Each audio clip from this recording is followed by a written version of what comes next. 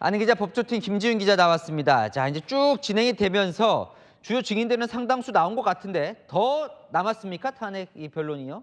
네, 일단 이번 주 목요일 그러니까 13일까지만 변론이 잡혔는데요.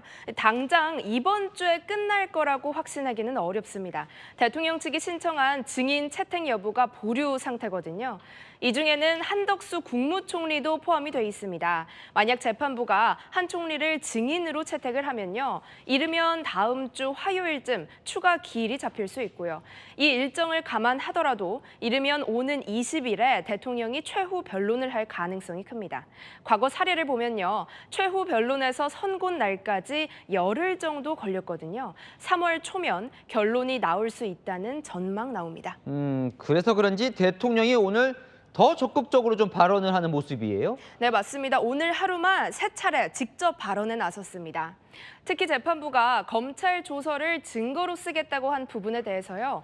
중구난방이라는 표현을 써가면서 비판했는데요. 직접 들어보시죠. 일관된 한 기관이 조사한 것이 아니고 여러 기관들이 그냥 달려들어서 중구난방으로 조사를 하고 또 국회에서 한 청문 기록까지 막 혼재돼 있습니다.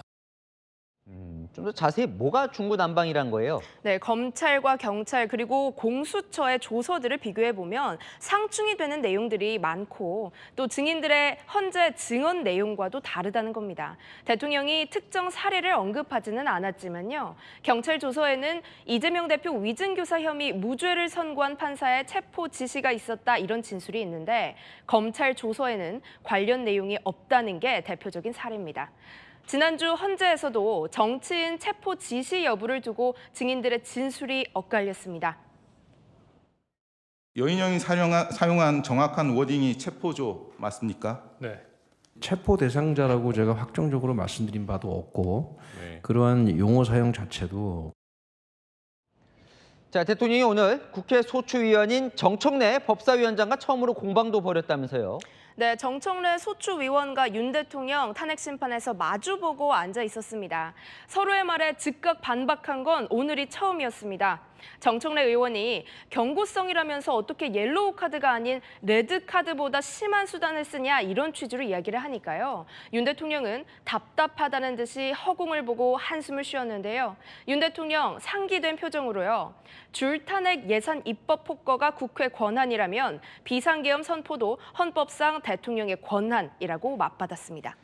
오늘 나온 이제 증인들 증언을 보면 이상민 전 장관이나 신원식 실장 같은 경우에 이제 대통령에게 유리한 발언을 한 것 같은데 탄핵 심판 어떻게 영향을 좀 미칠까요? 네, 탄핵 심판에서 중요한 게요. 계엄 선포 직전에 열었다는 국무회의의 정당성이거든요.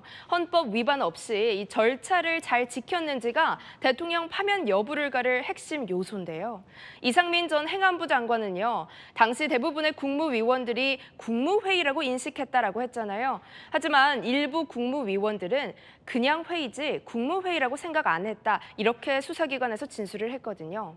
오늘 헌법재판관들이 국무총리 등 다른 국무위원 2명의 진술을 읽어주면서 직접 묻기도 했었는데 이 국무회의의 절차적 정당성을 인정할지를 두고 재판부의 고심이 깊어질 걸로 보입니다. 네, 잘 들었습니다. 아는 기자 김지윤 기자였습니다.